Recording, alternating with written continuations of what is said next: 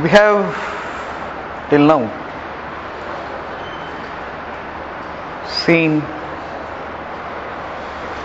three very important stages of engineering design. We said that the whole process of engineering design should start with drafting a specification list, which we call as PDS,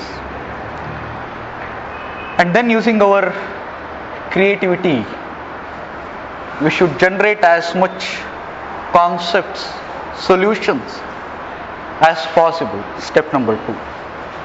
And step number 3, using any one of the established scientific methods, we have to select a concept. These 3 ideas has been discussed. Now we'll move one step further. The topic that I am going to take today and in my next lecture is broadly called as embodiment,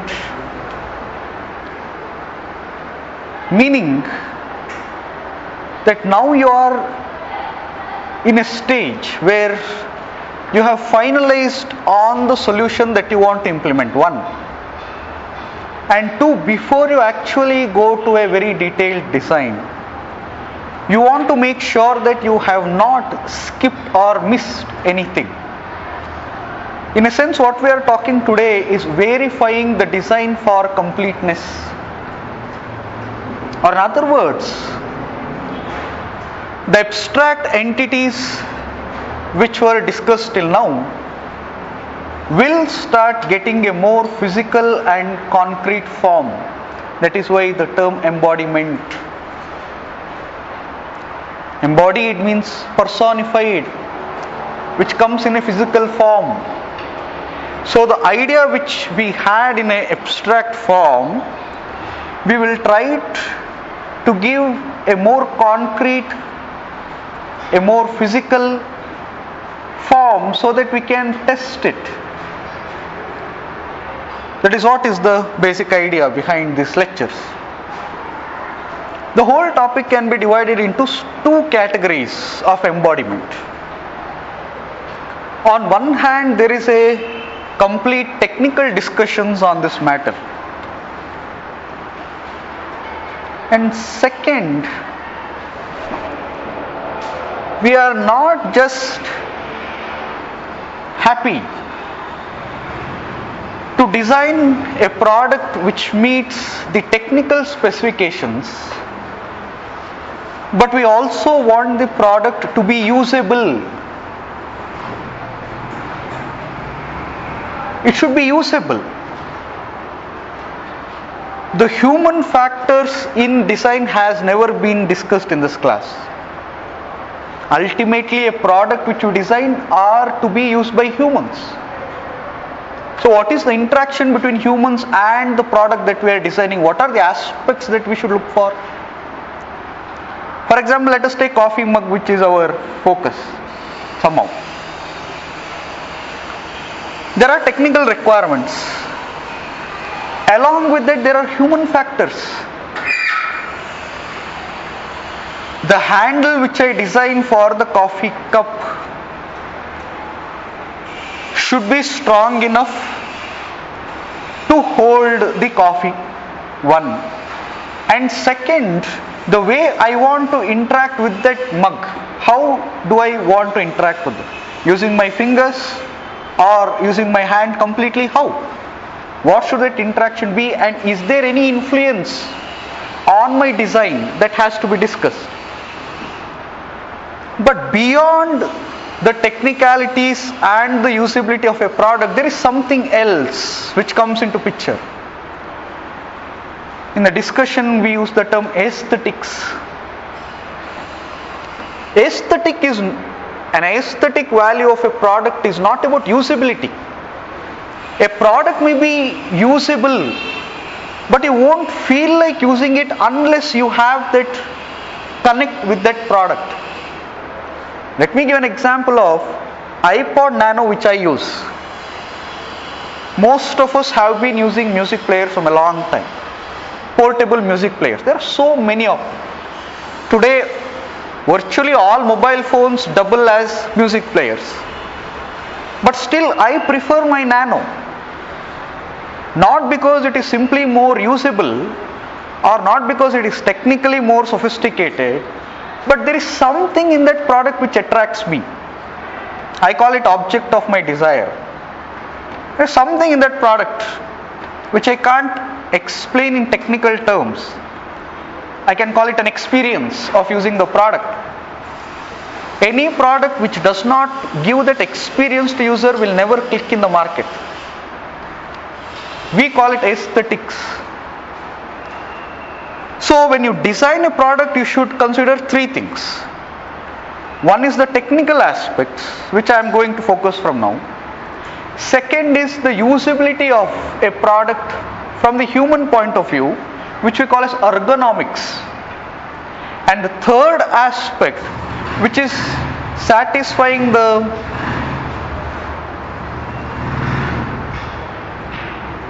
basic human need for beauty and quality, which I call as aesthetics. Every product should have all these three components. So when I say embodiment of a design, I am referring to all these three things. How to incorporate the technical details, how to make it more user friendly, and how to enhance the user experience. All the three. Among the three, today let me focus on the technical side of the debate. What and hows of technicalities.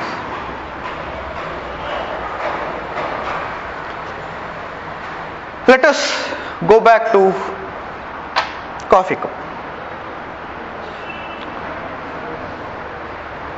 We are in a stage wherein there were 3 to 4 competing concepts, and using some method, say we have selected one concept for final implementation. Randomly, let me say that this is the concept which I have finally selected.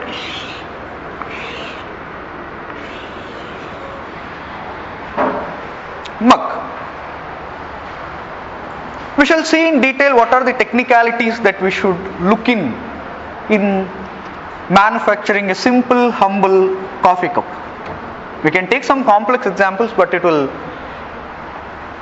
again complicate the matters. I don't want to do that.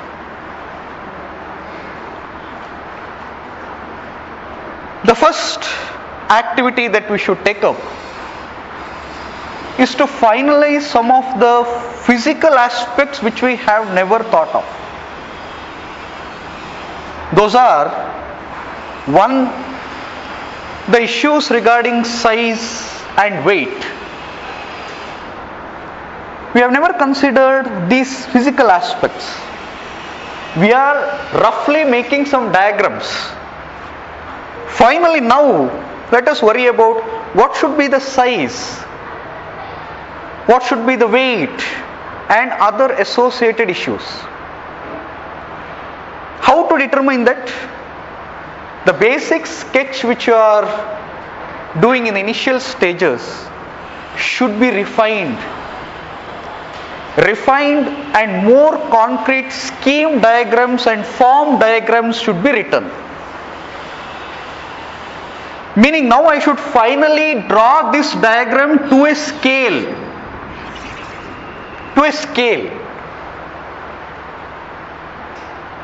What should be its size according to a scale? What should be its height according to some scale? What should be the height of this handle? Where will it start from? Where will it end? More concrete diagrams. We call it scheme diagrams and form diagrams. One with respect to scale and second with respect to form.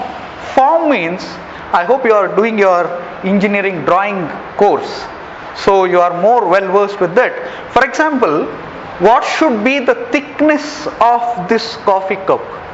if I have to show it through a schematic diagram, what view should I take? Exactly. So, looking from the top view, I may get a figure like this. Sorry. Please imagine this to be a concentric circle, though it is not now. Right? So what should be the radius? Inner radius, outer radius, thereby you determine the thickness. Similarly, for the handle, how will you make that shape? All these kinds of diagram, one after other, you draw and finally give me a scheme diagram and a form diagram in a scale, so that we are very sure about its physical characteristics. Height, size. If you want, next you can talk about weight and stuff like that. That is one aspect. So initially you have to draw scheme diagrams and form diagram. That is the first step. Second step is, you should think of the components in a product. Components. The idea basically here, I will develop on Ken Hurst's idea. I feel the better way to do this is to draw a pyramid. A pyramid. On the top of the pyramid should be your product which you are developing. Top of the pyramid should be your product. The bottom of the pyramid should be the components used in manufacturing the product. Let me explain. Now say I want to manufacture this coffee cup. What are the choices I have before me for manufacturing? I should start manufacturing this cup. How do I start? I should start with some raw material. Some raw material. A list of raw materials are there. I will use the raw materials using some process and machinery. I will make some parts of the coffee mug. Finally, I will combine these small parts to get my final coffee cup. Correct? So, if you want to break this coffee mug into components, what kind of components will you prefer?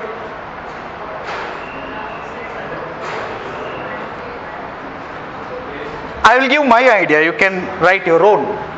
For me, the better idea would be one, to manufacture an empty cylinder. An empty cylinder of a given height. Second, I will manufacture a base. A base. Third, I will manufacture a handle.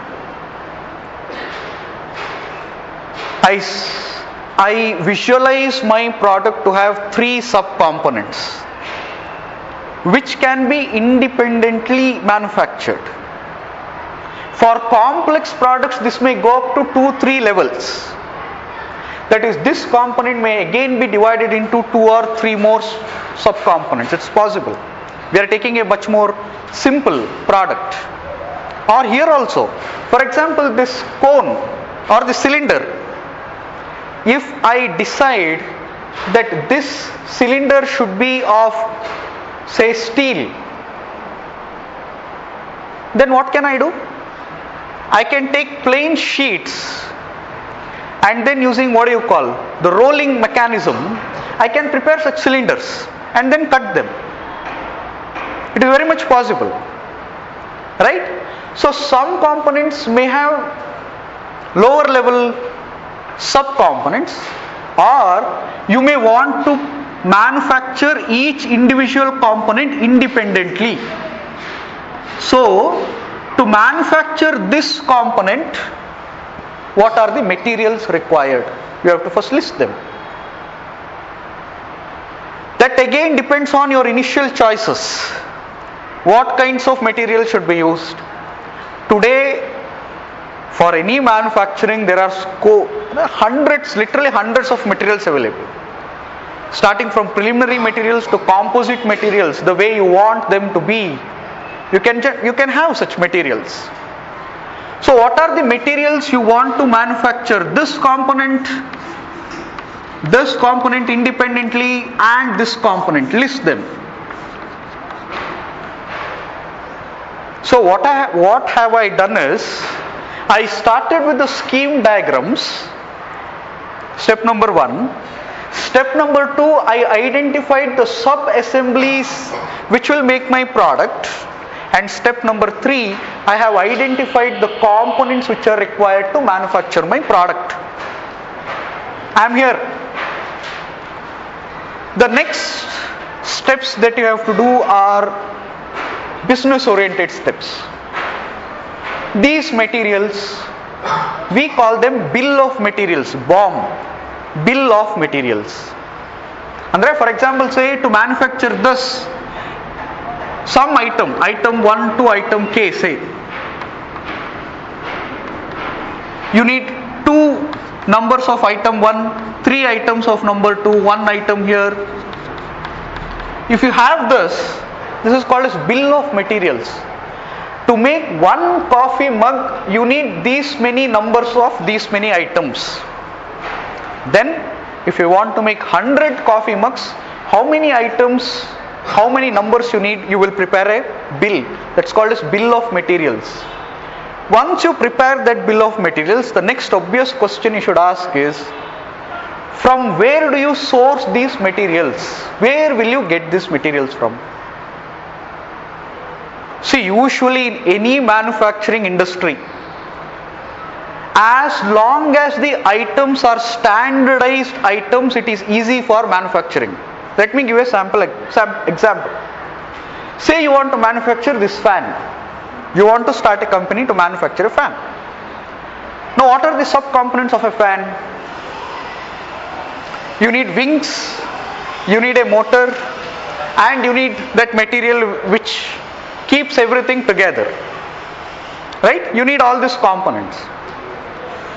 You can't say that I will have my own type of wings now. That blade, sorry. I will make my own blades of a peculiar shape. That will always be difficult. Instead, there may be a small scale industry somewhere in Pune where the job of that person is to make high class blades. So the idea is that you source blades from him and source the motors from someone else and source that components others which are required from someone else and get all the fasteners you want, the screws and other things from someone, then see that it works together. What you will add is probably the new colors and other things. That is a better way of doing things rather than saying I will do everything on my own. It's always complex. In any industry this is the standard. So once you know that these items can be sourced from someone, you should make the list of vendors, see who is more preferable, go source, get all those business details will come into picture. Will not get into that. But beyond that, there is something we need to discuss. Once you know what are the materials, what are the sub-assemblies, you need to finalize 2 things. One, what is the assembly process? Second, what is the manufacturing process? Manufacturing is making each component. Assembly means bringing them together. See, there may be a certain way in which you may have to manufacture so that the assembly line goes in a proper way. For example, this and this can be manufactured independently in parallel. This and this can be manufactured independently in parallel. But then these 2 should be assembled together and brought to the next level, then assembled with this, then you will get the final product.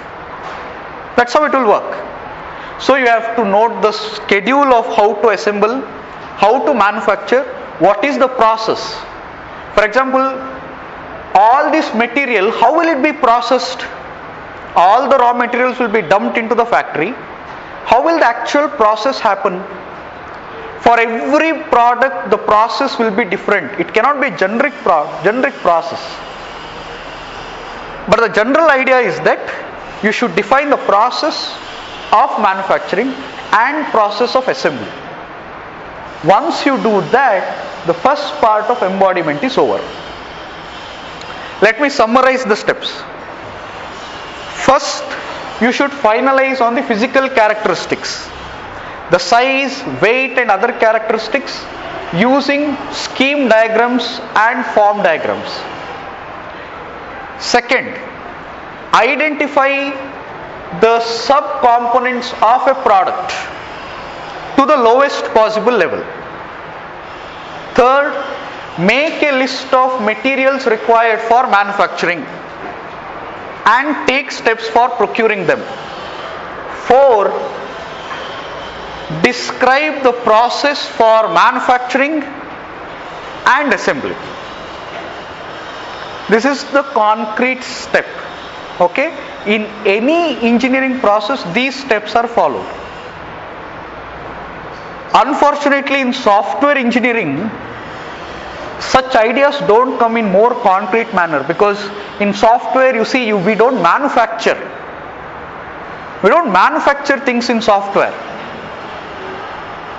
The effort required to manufacture 100 coffee cups and the effort required to manufacture 1000 coffee cups are different. But to produce one copy of a software and 1000 copies of a software, there is no difference. In software, there is nothing called as manufacturing. Please understand, that is the basic difference between software engineering and other traditional engineering domains.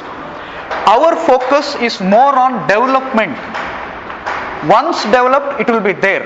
Making copies is not a question at all. We face hundreds of problems due to this also. Right? This in a nutshell is the first part of my discussion. That is, what are the design embodiment issues from the technical perspective that we should bother about. As I said, I will discuss the second aspect of this, that is ergonomic and aesthetic aspects of embodiment in design, in my next lecture.